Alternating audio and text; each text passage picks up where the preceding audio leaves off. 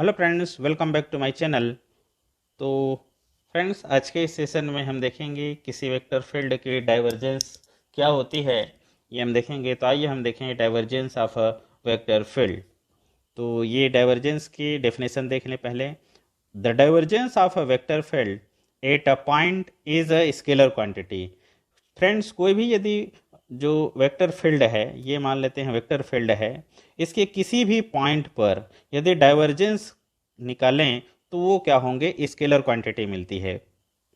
और which magnitude is equal to the flux of that vector field diverging out per unit volume through that point। और उस divergence की जो magnitude है वो क्या होती है। सपोज हमारे यहाँ पर यूनिट वॉल्यूम अज्यूम करें, तो इस जो वेक्टर फील्ड है उसकी इस पॉइंट पर जो यूनिट वॉल्यूम है, उस यूनिट वॉल्यूम से डाइवर्ज आउट होने वाले जो फ्लक्स के इक्वल होती है। दैट मीन्स किसी वेक्टर फील्ड के किसी पॉइंट पर जो डाइवर्जेंस है, उस पॉइंट पर यूनिट वॉल्यूम से डाइवर्ज आउट होने वाले फ्लक्स के इक्वल होती है। अब यदि इसका मैथमेटिकल फॉर्म को देखें तो मैथमेटिकल फॉर्म में क्या होती है, यदि जो डेल ऑपरेटर है और उस वेक्टर फील्ड का डॉट प्रोडक्ट निकाला जाए, डेल ऑपरेटर और उस वेक्टर फील्ड का dot product, suppose vector field A है और ये डेल ऑपरेटर है, दोनों का यदि डॉट प्रोडक्ट निकालें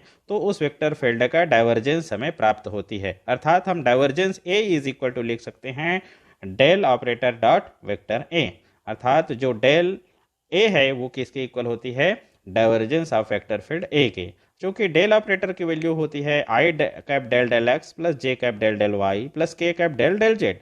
और यदि वेक्टर ए की वैल्यू है I cap A X plus J cap A Y plus K cap A Z, जहाँ पे ए एक्स ए वाई और ए जेड क्या है, वेक्टर ए का एक्स वाई और जेड डायरेक्शन में कंपोनेंट है।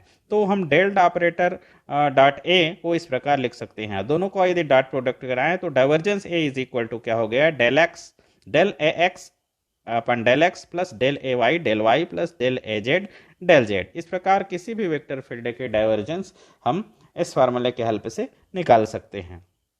लेकिन फ्रेंड्स, ए डॉट डी ए, जैसे कि हमने फ्लक्स पढ़े हैं, उसके अनुसार जो ए डॉट डी ए है उस वेक्टर ए का स्मॉल जो एलिमेंट्री एरिया डी ए पर फ्लक्स को रिप्रेजेंट करता है। यदि ए डॉट डी ए निकालें तो इस वेक्टर ए का जो स्मॉल एलिमेंट, उस किसी पॉइंट पर small elementary area D A लें तो वहां पर फ्लक्स को रिप्रेजेंट करता है।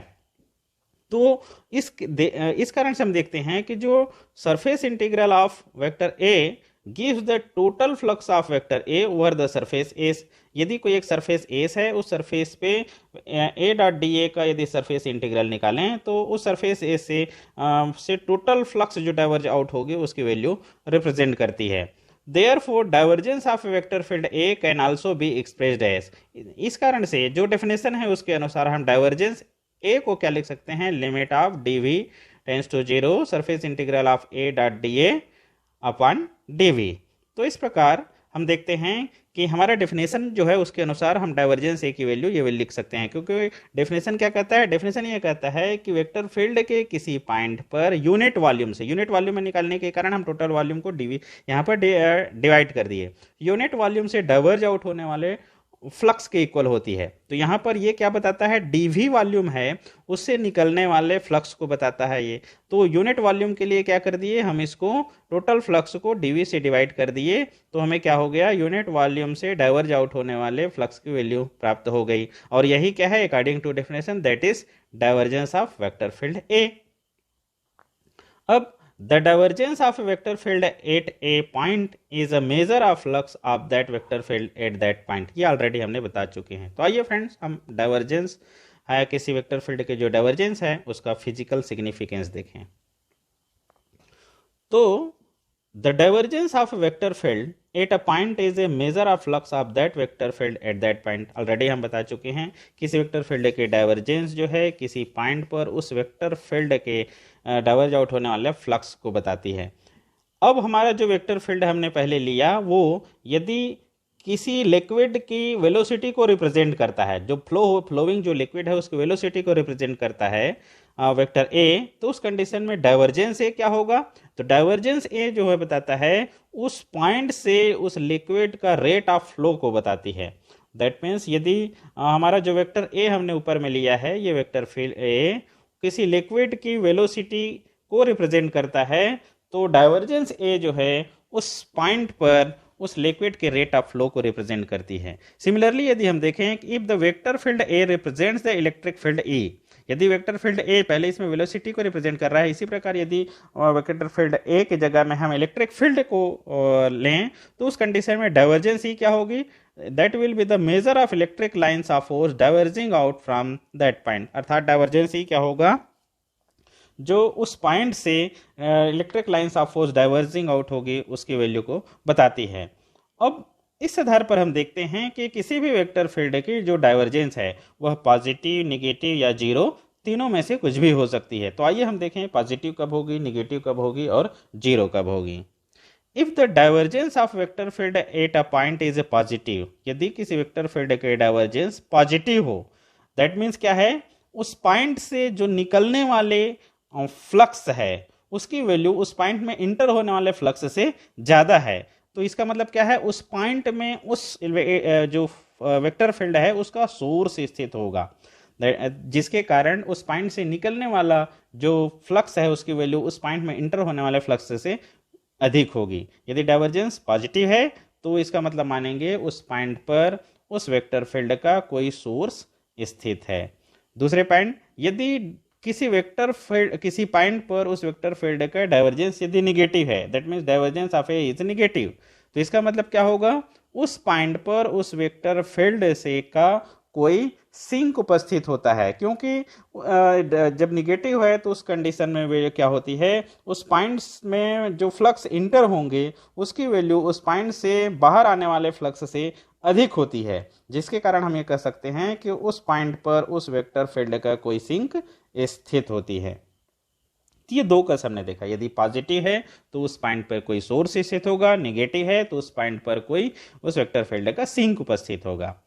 अब third case, if the divergence of vector field is zero, यदि उस पॉइंट पर वेक्टर फील्ड का डाइवर्जेंस जीरो है, तो इसका मतलब क्या होता है? उस पॉइंट पर आने वाले फ्लक्स उस पॉइंट से निकलने वाले फ्लक्स के इक्वल है, जितना इंटर कर रहा है उतना ही बाहर जा रहा है। जिसको हम इस प्रकार भी कह सकते हैं, there is neither the source nor the sink in that region, अर्थात उस रीजन में उस पॉइंट पर न तो कोई सोर्स है ना ही कोई सिंक है। इस केस में क्या होगा? The flux lines either spread up to infinity, अर्थात फ्लक्स लाइंस क्या होगा? इन्फिनिटी तक या तो स्प्रेड हो रहा है, जैसे कि इलेक्ट्रिक फील्ड के केस में होती है, और दे फॉर्म क्लोज्ड कर्व्स, या फिर वो एक क्लोज्ड कर्व बनाती हैं। और कब यह होता है? जैसे मैग्नेटिक फील्ड से कोई करंट प्रोड्यूस हो रहा हो तो वो जो क्लोज लूप बनाती है, तो such vector field is called the solenoidal field, और इस प्रकार के जो वेक्टर फील्ड को हम सोलेनोइडल फील्ड कहते हैं। Thus a vector field for which divergence is zero is called the solenoidal field, तो अर्थात इस प्रकार की वेक्टर फील्ड जिसकी डाइवर्जेंस जीरो हो उसे हम सोलेनोइडल फील्ड कहते हैं। आइए हम देखें कि यदि हमारा जो V है वह कंप्रेसिबल जो लिक्विड है उसकी वेलोसिटी को रिप्रेजेंट करता है, अब डाइवर्जेंस भी पॉजिटिव हो, तो इस कंडीशन में क्या होगा? जो निकलने वाले लिक्विड है वह ज़्यादा होगी। जब निकलना ज़्यादा होगा तो उस कंडीशन में क्या होगा? उस फ्लूइड की जो डेंसिटी है वो टाइम के साथ डिक्रीज होते जाएगा, क्योंकि जब डाइवर्जेंस पॉजिटिव कब होता है? जब उस पॉइंट से निकलने वाला फ्लक्स ज़्यादा हो। तो यहाँ पर जब ज़्यादा निकलेगा तो उस कंडीशन में क्या होगा? उस फ्लूइड की डेंसिटी जो है टाइम के साथ डिक्रीज होगी। अब यदि if rho is the density of fluid at any instant, यदि किसी क्षण पर उस फ्लूइड की डेंसिटी रो है तो minus D rho D T is the rate of decrease of density of fluid with time, तो उस कंडीशन में डी रो डी टी में जो minus D rho D T होगी वो क्या होगा? उस टाइम के साथ उस फ्लूइड की रेट ऑफ डिक्रीज को रिप्रेजेंट करता है। और यही किसके रिप्रेजेंट करता है? यही किसकी वैल्यू होगा? डाइवर्जेंस भी की। देयरफॉर हम लिख सकते हैं डाइवर्जेंस भी is equal to minus D rho D T, और डाइवर्जेंस भी plus D rho D T is equal to zero, और इसको हम इस प्रकार भी लिख सकते हैं, और इसे कहते हैं equation of continuity of flow of liquid, अर्थात जो लिक्विड फ्लो के लिए कंटिन्यूटी इक्वेशन को ये रिप्रेजेंट करता है। तो फ्रेंड्स, अब यदि हमारा जो वेक्टर फील्ड है वह करंट डेंसिटी को रिप्रेजेंट करता है किसी रीजन में, किसी पॉइंट पर, देन जो डाइवर्जेंस जे है वह क्या देता है, rate of flow of charge पर unit volume at that point. तो डाइवर्जेंस जे क्या होगा या किसको रिप्रेजेंट करेगा, वह किसी पॉइंट पर यूनिट वॉल्यूम से चार्ज की रेट ऑफ फ्लो को रिप्रेजेंट करता है।